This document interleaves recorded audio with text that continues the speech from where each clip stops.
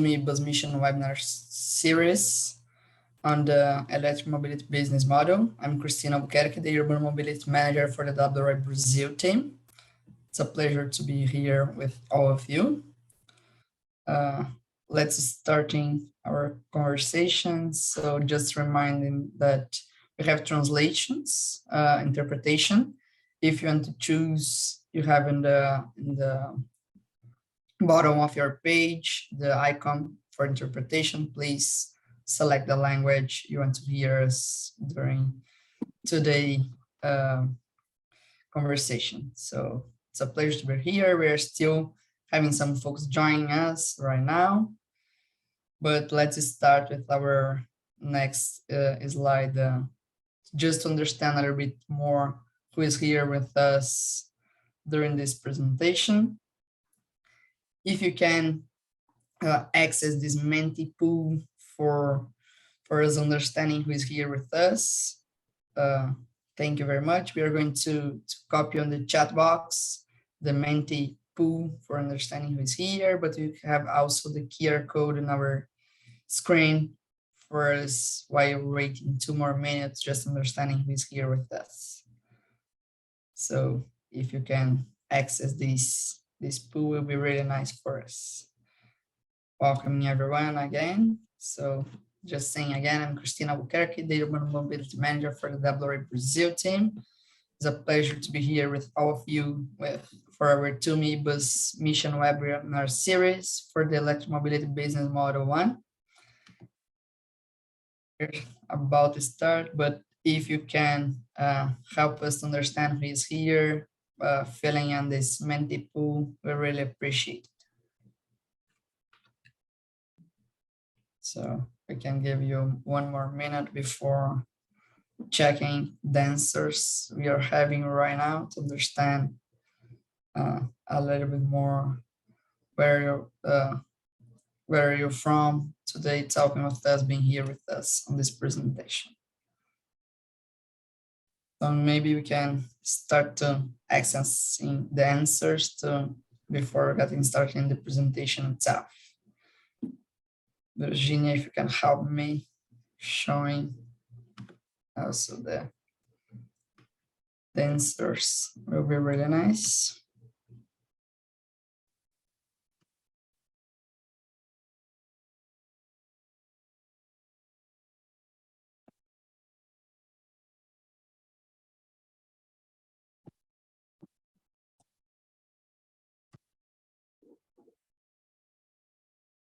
Hi, Virginia, you're there. Can you show the answers? If not, I'm trying to.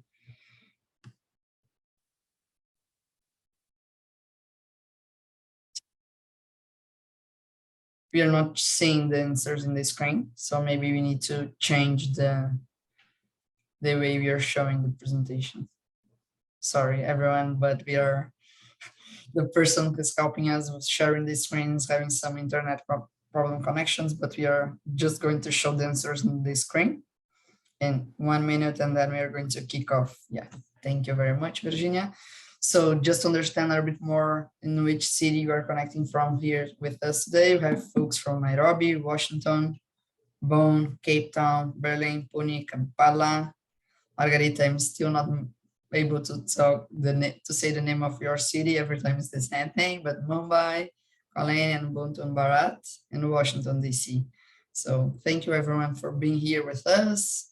The next slide, the next question for us really understanding in which area of work folks are here with us. We have from the different areas, public sector, private sector, and Joe nonprofit and others. And last question on this first part of the presentation is your knowledge on eBus project. We have 63% of people that already have experience in structuring electromobility projects for public transport. So thank you everyone for being here with us. Let's start our presentation right now. Again, welcoming everyone for the TUMI Bus Mission webinar series on electromobility business model. I'm Cristina Albuquerque, again from the WRI Brazil team. I'm the Urban Mobility Manager. This is the agenda we are going to cover today, this first introduction, and then we're going to give an overview of business model in different topics, starting with procurement models, then costs, source resources, financial products, contracts and bidding, and then we're going to show some examples and having some time for Q&A in the end of the presentation. So thank you everyone for being here with us. This webinar is part of the TUMI eBus mission project that is in partnership with the Federal Ministry for Cooperation and Development for the German government, and is implemented by GIZ, TUMI, C40, ICCT, ITDP, ICLEI, UITP, and WRI, World Resources Institute, that I'm working the WRI Brazil team, as I already mentioned. The project is working with 21 deep dive cities that we give direct technical assistance and help them to roadmap design for planning and procurement. But the project also has this goal for working in city network with more than 100 cities worldwide by the end of this year, to really have this webinar series showing some technical content in the electromobility field. The overall goal of the project is that by 2025 we will inspire 500 global cities so they are ready to procure 100,000 e-buses. So we have here just showing these are the 21 deep dive cities. We have cities in Latin America, Brazil, Africa, Southeast Asia, India, and other countries, but just let's get starting with our presentation. And we also have one more slide on the TUMI project that's showing the city network that I just mentioned that are part of this project, that we have 56 cities for now already part of the city network, and we have the goal to have 100 by the end of this year. So before we're getting started on the content, it's a pleasure to be here together with Margarita Parra for this presentation. Margarita is going to present. This is in partnership with Clean Energy Works. Margarita, please, if you can, starting explaining to us a little bit the Clean Energy Works, and thank you for being here with us. No, it's a pleasure. Hello to everybody. Good afternoon, good morning, and good night, depending on where you're at in the planet. I'm in New Zealand in a city called Aotearoa. People is mostly known as Christchurch. And I work on clean energy because we believe that we want to make sure that clean energy has benefits for everybody in the economy, and that there are affordable ways to get to 100% clean energy world.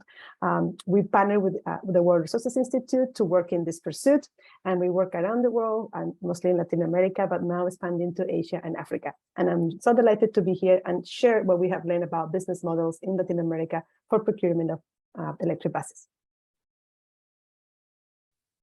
Thank you, Margarita. So let's get started with our technical part of the webinar. This is the idea today is talk about business model, and there are many types of different business model, and this is vary according to your context and the different aspects we are going to have in our own project. They can vary based on the investment capacity you are going to have for a project, in the different providers or actors you have of technology in your region, in your city. This will vary based on the different policies and regulation also that you have in your city. All this information is going to change how you're going to work and build the best business model for your own context and your own reality in your city. So this is really important to mention, and we are going to say that sometimes probably during the presentation between Margarita and myself that we didn't have a recipe for working on the business model. This will vary a lot depending on the different aspects you have in your own project. So we have different main elements that we need to consider to build on your own business model. Going for the procurement models you have, understanding the cost your project is going to have in your city, the different sources of resources we have available for your project, the different financial products we have for a project too. We are going to go a little bit more in the details on each one of them. And then in the final part, not the final but not least, the contracts and bidding, It's important to mention again that this is not a sequential activities. So it's not, we are going to go through this flow in this way, this path. We are going to going back and forth in different understanding these different aspects and elements we have. But this is all the different things you need to be considering while you are working your business model for your own reality. So starting the procurement model element, all these new business model that are being developed in the Z-mobility field need to be addressing and involving with the different actors we are going to have in the systems, and understanding who is going to be the best fit for each one of these investments capacity for that, and sharing the different risks. So as you're bringing a new technology for the systems, we need to better allocate the risks that are going to be new for the systems. And right now we are seeing two main different procurement models being put in place for the different cities, that is the purchase model and the renting or leasing model that are being the most ones used for kicking off all these projects. When we're talking about purchasing model, and the procurement model is the most traditional one worldwide for some time, can be made by the public sector via bidding, or can be purchased by the private sector too, can be with cash from grants or funds or via financing models. And a possibility that's been shown in some places is the aggregate procurement could benefit from the economies of scale. We can mention here the India aggregate procurement model that was done by the federal government buying the 5,000 buses for the Indian cities, and they are willing to do much bigger process for 50,000 buses in the future. So this is a way to have benefits for economies on the scale for that, and not going for small projects for this purchase part. When we talk about the renting or leasing model, we have some benefits here that we are overcoming one of the barriers that e-buses still have, that is the high capital costs. So the initial investments are reduced for this leasing model, as you are going to have monthly payments for that normally. It's possibility to structure the supply in an innovative way. And we have also different possibilities when we are talking about renting or leasing, that can be for the whole vehicle. So vehicle total rent, that we have the whole package, or can be for partial rent or by components. So usually applied to the batteries. You're going to have an example in the end of the presentation that we're going to show a renting model just for the batteries.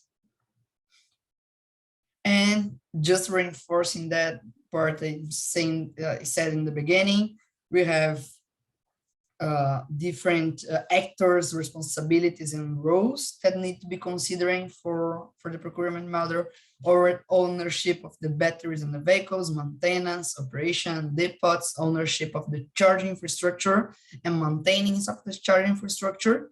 And we have different possibilities of actors that could be involved on each one of these roles and responsibilities. The operators, that could be public or private, the public sector, the bus manufacturer, the energy utility companies, or other private actors that are part of that. And these tables just show how complex this business model can be, as you need to have a really good understanding in your own reality to build the best business model for your own reality. So you can see here that each one of these different responsibilities and the roles that we have in the project can be played by the different actors that are possible to combine in the business model. So this table is just to show a little bit that it's possible to work in different ways for the best business model for your own reality, with the different stakeholders and the different responsibilities that we have in the e-bus projects in the cities. So right now, going for the cause, I'm going to pass over to Margarita for these next slides. Thank you, Cristina. And you pass me when it becomes really complicated. So now that we have seen how we have different actors and different roles, some of these are new roles. for transportation companies, for cities, for transit agencies, things that they have never done before, like installing charging infrastructure. So when the first thing we have to do when we need to analyze what is the best business model is to assess the cost. And we use a metric, a methodology called the total cost of ownership, TCO. With this tool, we analyze not just the upfront cost of this new project that involves the buses, the batteries, the charging infrastructure, but the life of the project. And we know a bus could last for 15 years or more, and we need to see the cost that will also be accrued during those years. Next one. I want to show you an example from my home country, Colombia. And here you treated, I hope you noticed the different accent between Cristina and I. Cristina is from Brazil, I'm from Colombia. We're treating you with a Latin America experience today. I've shown you this example from Colombia, where we, together with WRI and Clean Energy Works, we did this analysis of a TCO. And this is just a sample of the cost that the city is going to require in procuring 15 buses. Pasto is a city in the mountains. The buses have to really take into account technology design that, for all the elevation and all the climbing and declining. Once we did all that technical analysis, we did this cost analysis. And I just want to show you two quick things here for you guys to keep in mind as you decide to do this analysis in your home cities, is that there are two types of costs that we're considering. The blue bars are the capital cost of the project, and the orange bars are the operational and maintenance cost. And we can see right away that for the comparison of two technologies, we have diesel on one side and electric on the other. Diesel cost for the cost of buying these buses is really low. The cost of buying the buses and the charging infrastructure for electric is 2 times higher, 3 times higher, even depending on the country, could be 4 times higher. But where we get the savings, and in this case of the city of Pasto, we do have savings, which is great. Where we get the savings is in the electricity versus the diesel cost, and in the reduction of the maintenance cost, because these buses don't need to go that often to the depot, to the mechanics, and they really have less parts, which makes the needs for maintenance are low. This picture is going to look different in every country, because prices of electricity, prices of diesel, prices of the technology, this is very country specific, but here's just a sample of what we had to do when we had to assess all the cost. All right, so I hope you've been with us all through here, and we thought we'd make a small pause and do a fun exercise, a quiz. So I want you to go, for all of you, I hope you were all paying attention to Cristina and I hope we've been entertaining as well, and you've been paying attention. So I hope you go to this Menti. We're going to do a quiz. You can also go into the link that my colleague Lydia is showing. Just go to the link and we're going to answer a few questions. Don't worry if you don't get it right. This is why you guys are here in this webinar, because we're really learning what are business models, how complex they are, and how we really start embarking on a project to define the best business model for my home city. So I give you some time to get into the Menti. It's going to be fun to answer these questions. I give you a few more seconds. This is the code and the Menti. And there's 3 technical, really, no, they're not difficult, really interesting questions. I hope everybody participates, and we can start seeing, Virginia, tell me if we can start seeing some answers yet. Yeah. Excellent. Okay, so that was the last question. Oh, here are all the people participating. Look, all of you from the world, such a diverse, and I know from the beginning, we know that there were some people connecting from Africa, from Asia, from Latin America, from North America. I mean, we have a diverse group tonight, and also people from New Zealand. So I'm here too. All right, so I'm glad to see you, all of these people here. Let's go and see this question. These are all the participants. Oh, if you answer faster, you get points. So we'll see. Look in your phone. For the implementation of electromobility projects, there is only one solution for business models. True or false? I hope you can answer this question with my very, very good explanation. Time is up. False, perfect. Okay, thank you. There is one person that we still need to talk. I'll get the telephone of that person. But that's true, it's false, because we have many solutions. It depends on the context of your own city. Great, let's go to the following question.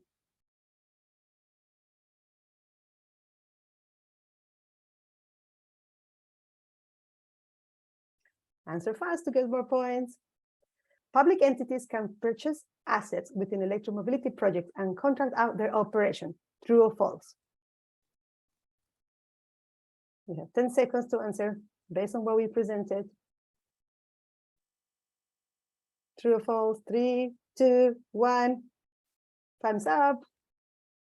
Yay! Very good. 27 of you. You're paying attention. Thank you. And one person is still false. We'll get that person and talk in detail. Don't worry. Maybe that I was not as clear, but yes, public entities in electromobility projects can get the assets and then contract their operation out. We have seen that in Medellin, for example, where they procure 64 buses, and now they're giving some in concessions to some private operators. Great, let's go.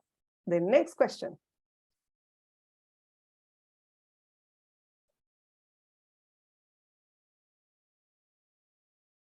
Answer fast to get more points. TCO only depends on the capital and financial cost of the project. True or false? And since I explained that graphic, I will take offense if you don't answer right. I'm kidding, of course. 3, 2, 1, time's up. False. That's good. I still had to talk to 7 people. Okay, I mean, I have some work to improve in my explanation. TCO includes also operational and maintenance costs, as we say. It's just the capital, the financial, but also the operations and maintenance. Thank you, everybody, for participating. It's been fun, and I hope this is actually a good way to keep you. Here's the people. And here are the scores. Well, perfect. Andrew's winning. No, Alex Mobility. Simba, come on. I like that. Oh, Serafine seems like it's the fastest. Serafine, congratulations. You were the winner. If you guys have more questions and things are not clear, please put your questions in the box. I know this material could be a bit heavy as we go through all of it, but I hope you enjoy this format. Thank you, Virginia. We can go back now to the presentation. So once we have all the costs determined and analyzed and assessed, the next question is, well, how I'm going to pay for it? Where are the resources that are going to cover those costs? So we are looking at 2 types of costs that normally cities have at their disposal, and new things that cities can actually start thinking about, new policies to attract new funding. So we have direct sources and indirect sources. So direct sources, I think they're all known. Fare collection, of course, is the first one for public transportation. Municipal budget in cities where, of course, there's a difference between what you can collect with the fare and how much it costs to run your operations. That gap is covered in many cities by a municipal budget item. There are times where are countries that actually is the national government who provides those funds. They're part of the national development plan or part of the normal transfer that is done to municipalities. There are cases where international funds can be used. Particularly on electromobility, we have seen that because we have climate finance from the Paris Agreement, there are funds like the Green Climate Funds who sometimes have programs specific for electromobility that sometimes it gets at that level, but we need to ensure that that funding can really flow down into the cities. And there are alternative sources. And of course, all of these sources of funding have been applied to systems in general, not just for the replacement of the fleet, but also to sustain the system. And we understand that it's only a way that we should be able to incorporate in our sustainable mobility and public transport budget, the budget to actually replace the fleet to an electric and zero emission fleet. Other indirect sources of funding that are new and innovative in this sphere, we have seen tax credits and tax incentives being very, very important in my home country of Colombia, given the national electric mobility policy. We've been able to attract most of the funding, and that's why you see my home city, Bogota, being one of the ones which you will see later has more buses on the road in Latin America because of those tax incentives. There's also import tax reductions of exemptions, road charges reductions of exceptions, all of these really good instruments that are indirect ways to attract more of this investment. Subsidy reform from fossil fuels to clean energy. Just to tell you, in Montevideo, they bought 30 buses with a change on a subsidy that was going to diesel, and then it went to electric buses. and also differentiated rates for electricity. Here's where utilities are so important in this transaction, because that could be a signal that really makes a difference on a project balance sheet. Next one. I want to give you a little bit of more detail about alternative funding sources, because most of us come to electromobility having worked in sustainable mobility for many years. I've been an advocate of public transit for like 20 years. And we've been trying to really have in place parking reform, carbon tax, pollution fees to really finance public transportation, mass transportation, as opposed to individual transportation, which is more inefficient and of course contributes more to climate change. And those fees and those charges, those new measures can really also fund electric mobility. And I have an example for you from Brazil. The city of San Jose dos Campos in the state of Sao Paulo is the first city that we know that is pioneered a fund that comes from a parking reform in a blue district, they call it Zona Azul. And with that fund, they bought 12 buses, 12 electric buses. And this is really an amazing pioneer experience that can be piloted in other cities like in your countries. There also another value that we want to remind people is the batteries. Batteries need to be replaced because the guarantee of the battery only lasts for a certain time, 8, 7 years, 10 years, depending on the manufacturer. But those batteries have a second life, even a third life. And that's a residual value that sometimes now in the balance sheets and on the balances of those projects is zero. But we believe that with more time, there's going to be a market for those batteries in renewable projects, renewable integration, energy storage, and that's a value that could really make a difference. Next one. So once we have the funding sources, we have to go to the next level, which is the financing. And what financial products do we have at our disposal to get to cover those costs? And we're going to look in 3 things here: investor capital, debt instruments, and guarantees. Next one. In the next table, I want to show you how we can access these 3 different types of financing products. And I want to explain you with examples that we have seen from other countries. Yes.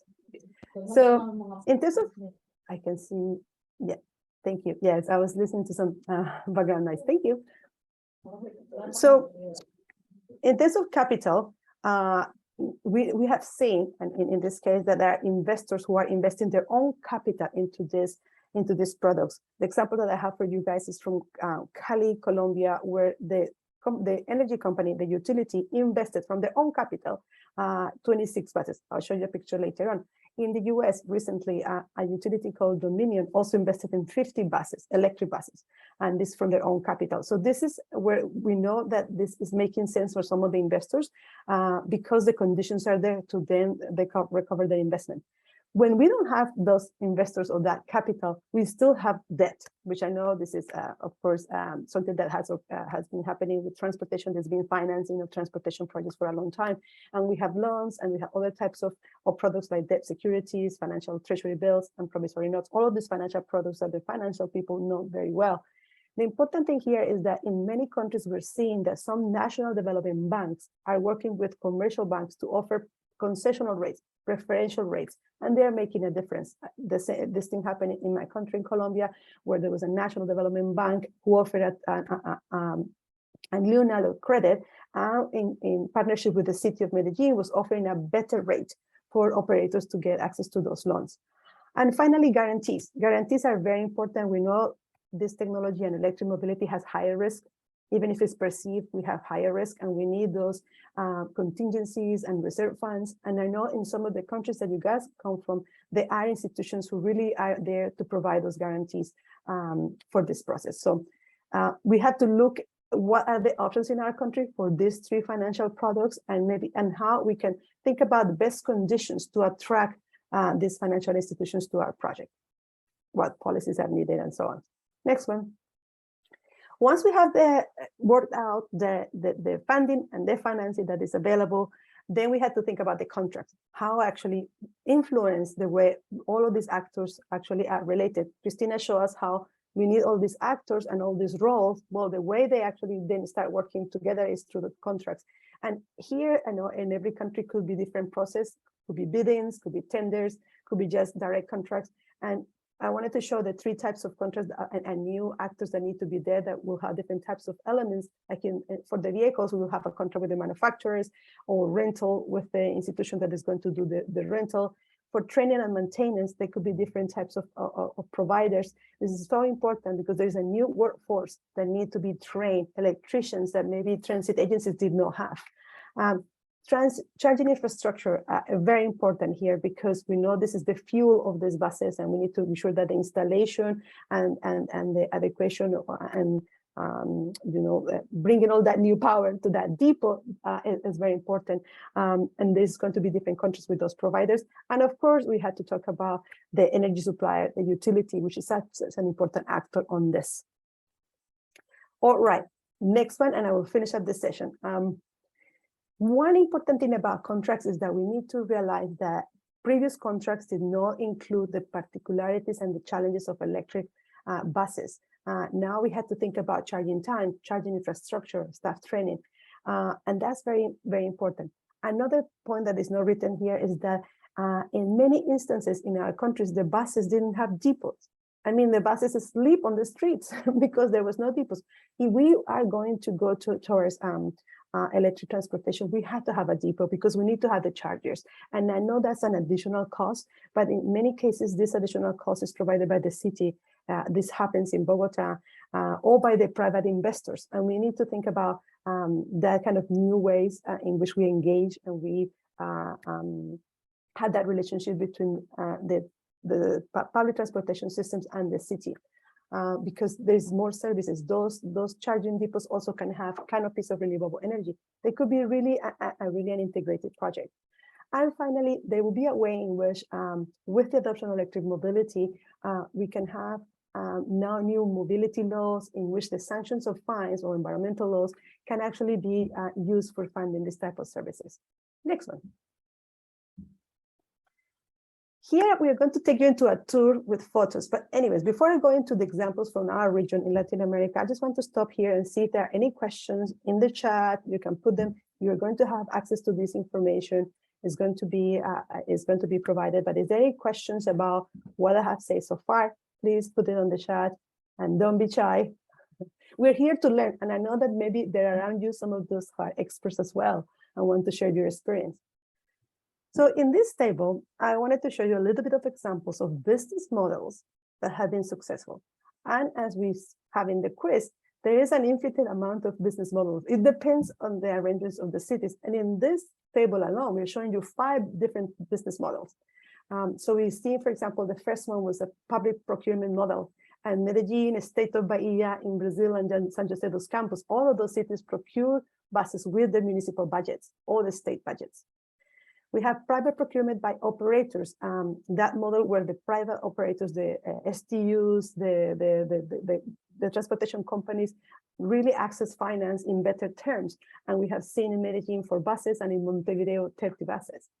We have seen the model of leasing by energy companies, which is maybe what's been really been more known outside Latin America when NLX and Engie, both energy companies, really big multinational, one Italian, one French, started to invest on buses. And it started with Santiago with 776 buses, but then they also did the same in Mexico. Engie, thank you for the person who can close their microphone. Thank you. That's nice, thank you. And in Colombia, another energy company, Celsia, bought 26 buses in Cali. So these energy companies or utilities have been really paying attention to this. Why? Because of course it's a new market for them and they wanted to open that market. Then we have another model that has been very successful, is the model applied in Bogota and Santiago. And you can see the quantity of buses between Bogota and Santiago is about almost 2,500 buses. How they did it? Well, they actually have a very specific model that started in Santiago and is being now modeled in Colombia, in Bogota, which is where the transit agency separates the property of the buses, the ownership of the buses, and the operation. And it has different contracts for each, and different biddings, different tenders for each of those services. One for the provision of the fleet and another for the operation. And then the city matched those. It's a really interesting model, and it has the guarantees in the case of Santiago by the national government, and in the case of Bogota by the city government. It can get to scale because of the guarantees, and that's why we see all these numbers. But there are other innovative models that can maybe serve a different segment when maybe we don't have all these guarantees or we don't have all the conditions of capital cities like Bogota and Santiago. We've seen innovative models like battery leasing really raise it. And my organization is working in a model called Pay As You Save, which I'm going to tell you later. In Sao Paulo, we had the experience of 15 buses by BYD that have been leased by BYD. BYD sold the bus, but it's leasing the battery. And this model is being tested. It's a pilot, but it's a test that we hope it works. So now, after showing you this table, we're going to show you some photos of this city. So I invite my friend Cristina again to show you and talk about the Brazilian examples. Cristina, Margarita. talk about Yeah, thank you, Margarita. The idea is to just bring these two examples from Brazil to understand a little bit more what Margarita was saying. That we have this example for the public procurement in the state of Bahia in Brazil, that the state government procured 20 e-buses and the regulation agents to operate in the metropolitan region of Salvador, and the operation and maintenance will be responsibility for the operator agency that's going to start running in the next days in the metropolitan region. So they have the procurement part for buying the buses, for purchasing the buses, and right now the private operator is going to operate and maintain the buses. The other example that we have from Brazil, or the one Margarita just briefly explained, that's the battery leasing in São Paulo. So São Paulo is in a process to electrify, to scale up this electrification on the fleet, but the first buses that they have are these 15 BYD that were sold to the private operator Transvolve, and then they renting, leasing the battery for these buses. So the CapEx and those OpEx are transferred, and the e-bus without the battery, so just talking about the chassis and the other things, not talking about the battery, almost equivalent to the cost of the diesel buses in the city. So it's a way to start implementing the e-buses in the city. And the total cost of ownership results show saving comparing the classical model without the separation compared to the classical model without the separation for the batteries and the rest of the bus. So it's a way to start implementing the bus in the city, and it's a good way for this leasing part, only with the batteries, not the overall bus. It's as an example. So giving back for Margarita, bring some examples for their own home country too before we talk about the pace. Exactly. Thank you, Cristina. And that's Sao Paulo's case. I'm sorry I mentioned it ahead of you, but it's because I'm so fan of it, the battery leasing. The other example we want to bring that I want to show you a photo is in Cali, a smaller city in Colombia, who procured these 26 buses in that leasing model. The important thing for this to remember is that the company did the upfront cost with their own capital, and then they lease the operations to the operator, which is called Blanco y Negro, black and white. And the operation and maintenance are responsibility of the operating company, but it was guaranteed to the operating company that they were going to receive the same profit or the same margin as they were when they were owning the bus. So for the operation for the operator, it was a good deal because the cost of the operation and maintenance are lower. Next one is the case of Bogota. I just wanted to show you the scale of it. These are the buses in Bogota, mostly BYD, but some U-Tone buses too. These are bigger buses. Oh, the buses in Cali were Sunwin. These ones are BYD and some U-Tone. As you can see, without Chinese innovation, we wouldn't be here talking about the scale of these projects. We're very happy for that because we're able to procure this technology in developing countries. These buses were procured in this separated model. One interesting thing I wanted to say is that the city iterated. They did two bids, two tenders. In the first tender, they actually provided the depots and the private charging infrastructure for the operators and for the owners of the bus, the fleet providers and the operators.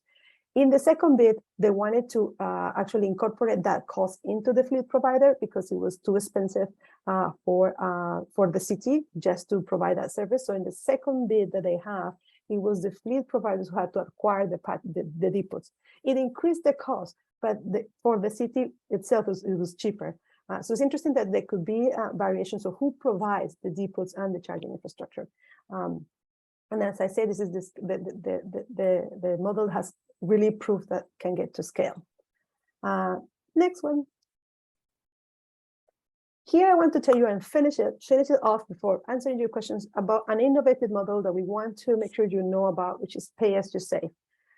Pay as you save is a mechanism that is being used not just in transport, but in renewable energy, in energy efficiency, and it reduces the upfront cost of clean energy technologies because we involve utilities. Utilities, as we can see, are involved from the generation of electricity, the transmission, the poles, the lines, up to our meter. And then we have our end users. So it is really a role of the utilities to develop all that infrastructure. And if we have to electrify everything, not just transportation, but buildings and all of those, we really need to have them as main actors. And they can actually, because they have access to better capital, so they have a very solid balance sheet, they're really big companies, they are the ones in the position to make these investments and find ways to recover the cost that really builds on the savings that these technologies operate. So my organization, next one, Clean Energy Works, worked in 2018 with the Global Innovation Lab for Climate Finance, which is an international institution. We were one of the grantees that were chosen for their work. And we developed this innovative model application for transport. Like, okay, what will it take to apply a model like that for transportation? And we came up with the idea that battery separation and the charging infrastructure for the battery and the charging infrastructure were grid assets. I mean, we need a storage. And we now know through all the climate emergencies that we're suffering, sometimes that battery in that bus could actually power hospitals or could we power some homes. You know, so I think those batteries are grid assets right now. Of course, the main priority is to power the bus, but we really need to think about integrated solutions. So batteries and charging infrastructure are grid assets, and the utilities can invest on them, like the case in Sao Paulo, and recover the cost through the electricity bill of the operating company or the private company that is paying for the rest of the bus and operating the buses. This charge will always be lower than the savings, and that's why it's called pay as you save, because you are acquiring new things, but you're still saving. So of course, in order for this model to work well, if you guys remember in the TCO graph, we need to have those savings. And I do know that in some cases, the savings are not there yet for this model to work, but there are many cases in which those savings are really the financial piece that will allow this model to work. So let me tell you where this has been implemented, and then we will open up for questions and answers from you guys.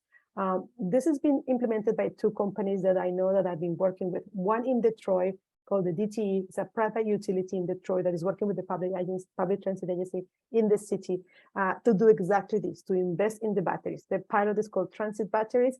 And as you can see in the graph on the right side, the capital cost of the battery is going to be offset by the off-peak charging, the salvage value or the residual value, and the remaining is going to be recovered through a monthly fee. You will see that they are hoping that they can cost recover this in 12 years of life. And this is why I say that some batteries have different guarantees. In Colombia, where I come from, the battery guarantee has been 8 years, but in the US, the manufacturers give 12 years. That's great for them. Not so good for us. We have to procure that more often. But this is a model that we hope works. It's going to be approved by the Michigan Public Service Commission in November. And I hope it can inspire other utilities in the US and outside the US to do this. And the other utility that we've been working with trying to implement this was in my home country, EPM, which is Empresas Públicas de Medellín. It's a municipal utility. They're trying to do the same, and they designed this program called Energy as a Service, which is the same base. They're going to invest in the battery and charge a kilowatt charge on top of the electricity charge that will be less than the savings switching from diesel to electric. That would transfer from CapEx to OpEx, as Cristina was mentioning. It was all a well-designed project, but then the pandemic hit, and then the cost got a little bit higher, and the demand of passengers go lower. I think you all know the story. So it's not being implemented. It was proposed, but we will keep working with them to make sure that they can implement it because we think solutions like this will allow more transit agencies, more energy transportation companies to buy those buses that otherwise they couldn't because of the the high upfront cost. But we know the savings are there, so we can capitalize on those savings and use models like this. All right. So here's everything that we brought to you. We have some 10 minutes for some dialogue. I know there were some questions. So I invite my friend Cristina to the stage again and see if we can maybe answer some of the questions that you have about this. Let me see if I can find some. Thank you for being here, first of all. Okay, maybe I found a question here. I don't know if it's the first one, but it's the first one I can see. In case of procurement, please can you share knowledge on how to get good manufacturer supplies of electric vehicle components, especially components for retrofitting for three-wheelers? This is from Tanzania.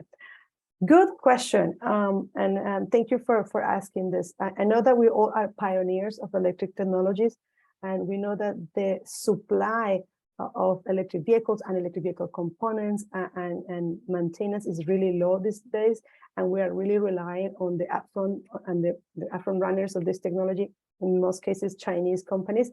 So I have to say that this is still really difficult, and I don't know the specifics in Tanzania, but all we can say is that in Colombia, and maybe Cristina will mention, is that it's been really a combination of working at the national level and at the city level to bring these manufacturers to provide the conditions for which they are going to be entering in the country.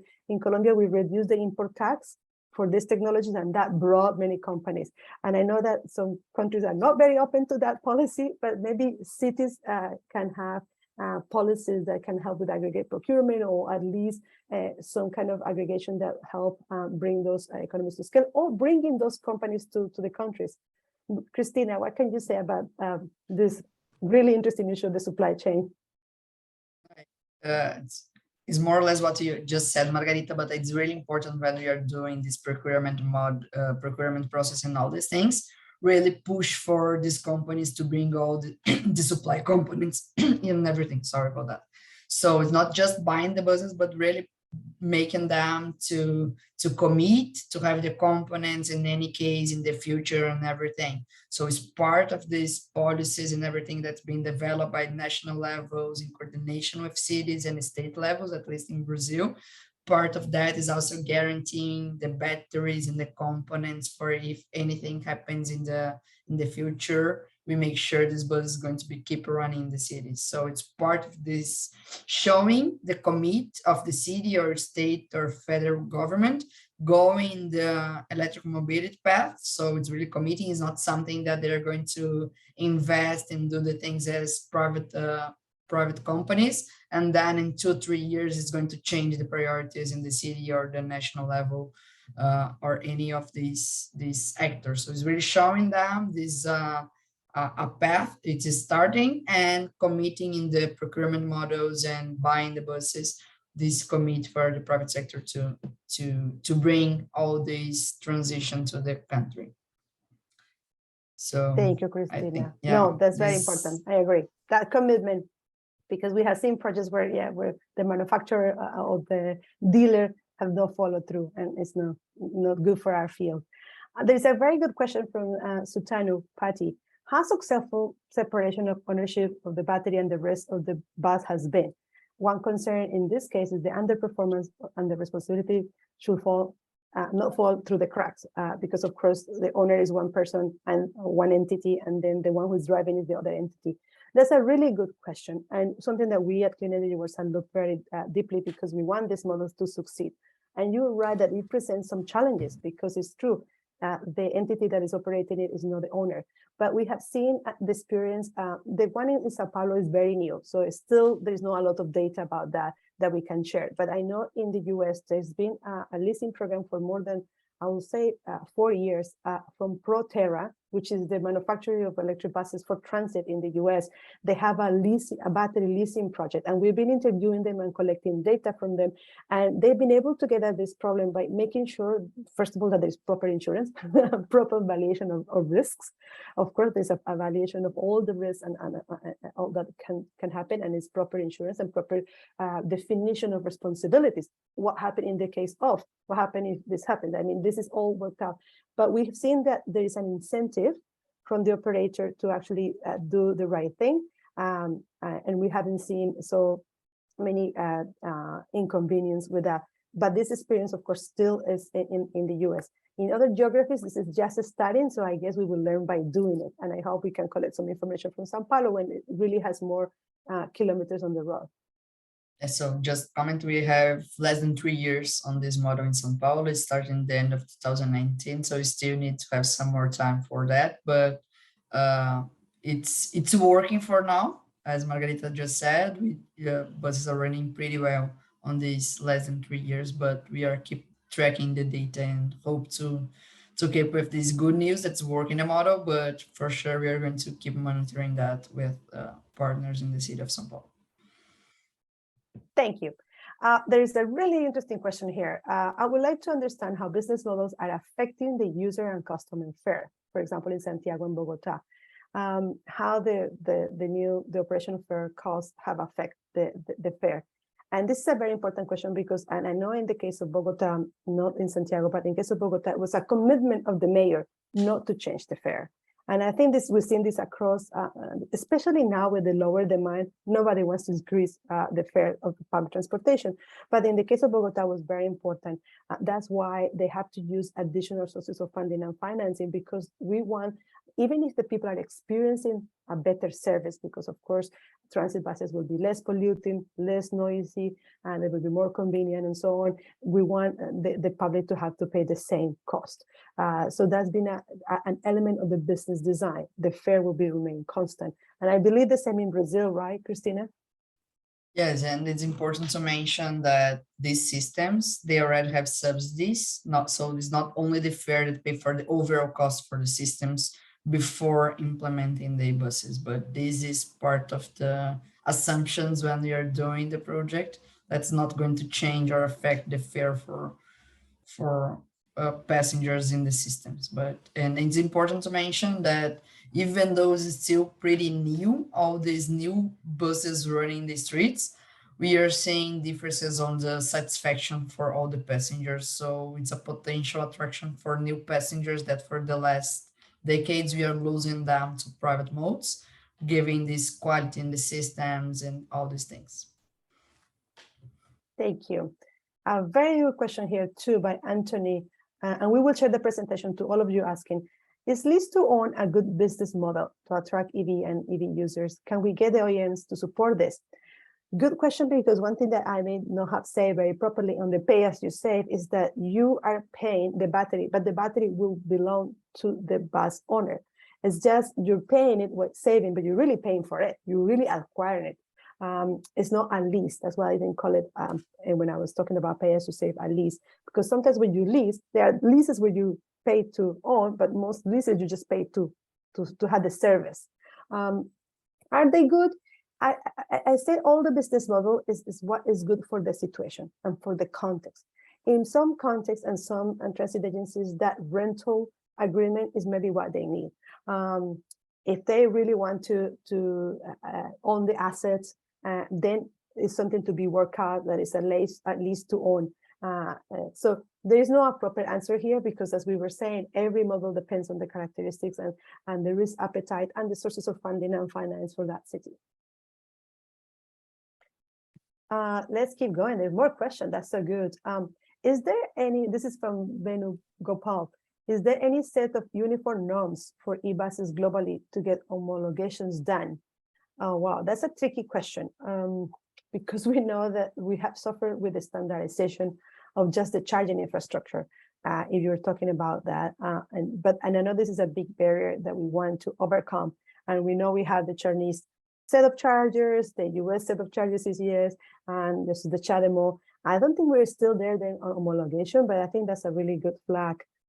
Cristina, you know something about this topic that you'd like to contribute to that? No, it's exactly what you said, Margarita. Didn't hear anything on the global level. We still need to dealing with these different charging and buses. I can mention Brazil, that we have a national standard for buses that gives the overall rules. But even with that, each city has some customization during the process. So it also make a little bit difficult for the scale process on the OEM side, because they didn't have the scale, because each one of the cities has the wide of the door a little bit different, because the regulation is a range, not exactly things. So this is something that OEMs in Brazil are bringing to the table, that if we have a more standard process, we can have lower prices for the buses because they can have the scale on the manufacture process for that. Thank you. I know we're now on time. It's 1 minute, and I know there was a couple of questions here. What I can offer, because I know we want to respect your time, is that we got this answer, these questions, and we will get back to you. We're really, really happy that you joined. We hope this provided value. And we had just one last question as you leave our webinar. I'll get back to Cristina. Thank you very much for your active participation. Thank you very much, everyone. If you can go in the next slides, only for our last mentee, to have your understanding and perspectives on what you have here from us today and what we can be talking in next webinars. So if you can fill in this mentee pool by the QR code or in the link in the chat, we already appreciate. And as Margarita said, all the questions you are seeing here in the chat, we are going to answer later. We have some questions about the presentation, as Margarita already said, and the recording will be available soon on the website. So we're going to have everything for you all. But just before finishing it, as we are at 1 minute over time, if you can fill in on this mentee on the screen, please, Virginia, if you can start seeing the results for our last pool before we finish our session today. So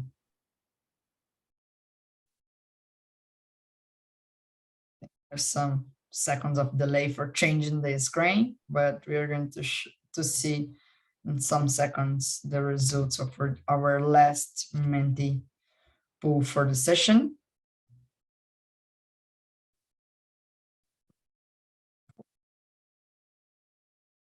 We're closing mentees. So which topic? We have one question before, I think. It's frozen or not sure, it's just for me. No, it's frozen the screen, right? Frozen, yeah. Okay, so just going, if the screen is not working, just understanding. No, I'm not seeing the lights on the screen. It's frozen the screen. Sorry about that, but I have here. I'm going to show my screen. At least you can see the faces of sorry. people. Yeah, so here, sorry about that, but here's our last pool. Did the webinar contribute to your understanding of the business model? So really happy to see that's awesome. 18 people say yes. 100%. It's really nice. Thank you very much. And yes, 100%. And then we have the next question that not really sure why it's not showing, but sorry. It's about the next topics you guys want to see in future webinars. So I have no idea why it's not showing right now. The next question. At least we have it, Cristina. Yeah, we have it. Exactly. So thank you very much for all your time here with us. Thank you, Margarita, for being here with us and everyone. As we said, we are going to take a look on the questions we didn't have the time to answer here today and get back to you all. The presentations, the recording of the session is going to be available. And we have these topics. Thank you for filling in the survey that you just suggested us for next sessions on this TUMI eBus webinar series. And we'll take this into account for next sessions we are going to host in the TUMI eBus mission project. So thank you very much. Good afternoon, good night, good morning for everyone. So thank you for your time here with us today. Thank you. Bye-bye. Thanks, guys. You're amazing. Thank you. Thank you. Thank you for your questions.